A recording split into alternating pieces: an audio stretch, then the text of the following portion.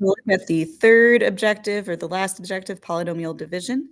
And we're going to look at these problems step by step. So pause the video after each little instruction so that you can practice this on your own. So the first step that you want to take is looking at your C value. So your C value in this case is positive 14. And you want to create a table of all possible factors that will make a positive 14. So again, pausing the video, try this on your own before I go over it. So I see that I could have a positive 1 and positive 14 to make 14, but they could also be negative as well. So in order to account for both the positive and negative, we write the plus or minus in front. Same thing with the 2 and 7.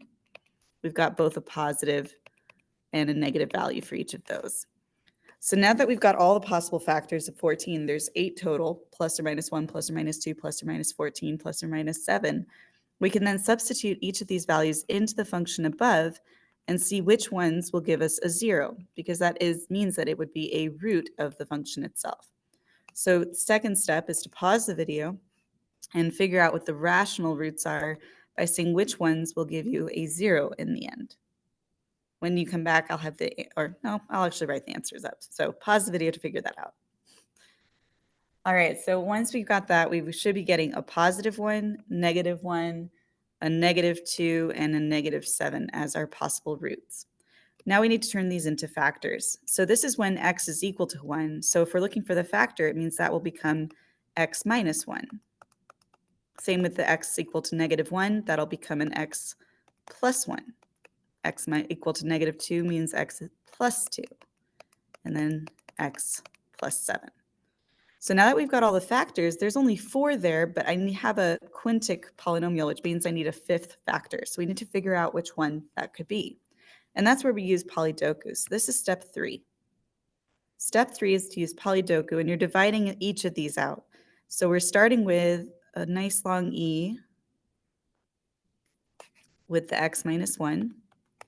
And we're taking our original polynomial up here. So x to the 5th plus 8x to the 4th plus 4x cubed minus 22x squared minus 5x plus 14.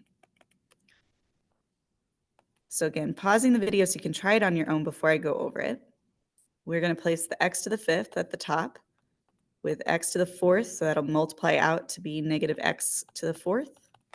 To make it 8x to the 4th, I need to add 9x to the 4th. So that'll be 9x to the power of 3. So that'll be negative 9x to the power of 3. To make it into 4x to the power of 3, I need to add 13. X to the power of 3, so that'll be 13x squared. Negative 13x squared. To make it negative 22x squared, I need to subtract 9 more, so negative 9x squared. So that'll be negative 9x, and that'll become positive 9x. So to make that negative 5, I need to subtract 14.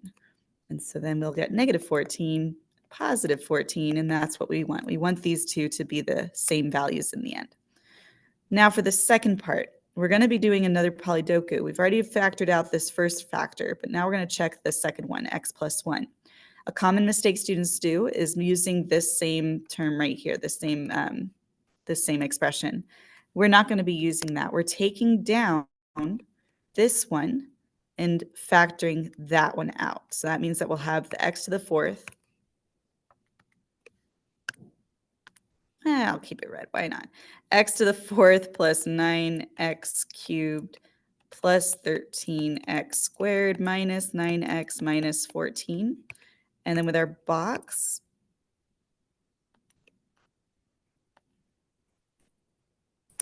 I'm going to have the second factor, which is the x plus 1. So pausing the video to try this on your own. When you come back, I will have completed the polydoku. So do make sure you're pausing this and trying it. So what I've done is I've intentionally made a mistake. This is one that students make commonly. And I'm going to show you how it is that I go around about finding the mistake after I made one. Because what I see is I've got the negative 13 at the end, but it should be negative 14. So let me go back and figure out where my mistake was. I start at the very top here at the 4x, x to the power of 4, because that is correct for where it should be placed.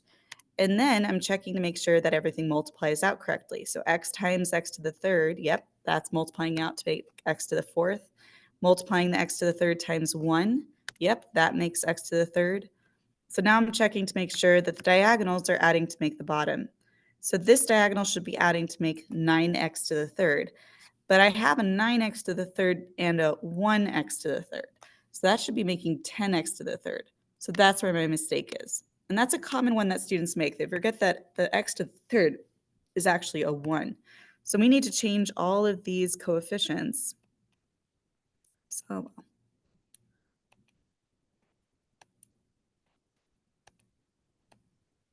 and see if we get the 14 in the end. So I'm going to bring down, now this is 8x to the third, so that should be an 8 and an 8. To make it into 13x squared, that should be a 5, 5, 5. So that should, to make 9 should be negative 14, and now we're down to the negative 14, so now we're happy. So that's something to be mindful of, is if you do make a mistake, it still works out in the end if you are actually practicing it properly and going back and double checking your work. So now I'm going to bring this last one down, and I'll have the x to the third, come on, x to the third plus 8x squared plus 5x minus 14. And I'm going to do Polydoku again.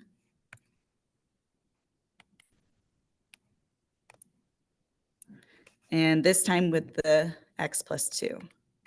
So pause the video, and this time when you come back, it will be the correct answer.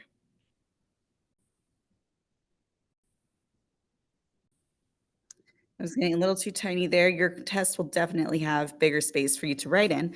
But now that we've got this all set up, I'm down to this last factor at the top here that can then be factored out with box and diamond.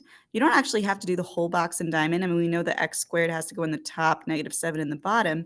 But now that I know that x plus 7 has to go into it, I can just place that along the side and fill in the rest. So that has to be an x. That means that's 7x. That means that's going to be a negative 7 or negative 1, sorry. So that'll be negative 1x. And that does add up to make the 6. So we're good to go. So you didn't even need to do the box or the diamond part of the box since we had that other factor. But now we want to write this whole thing out in factored form. So like I said, we've got 4 of the factors here. We just want to figure out which one is missing. We need one more factor. So what I saw was I factored out the x minus 1, the x plus 1, and the x plus 2 with the x plus 7. The one that's missing is another x minus 1. So my factored form needs an exponent of 2 in order to be fully factored. So that is the final factored form of this polynomial. For the second problem, I'm going to go a little faster through this and just show the answers as you go for each of the steps.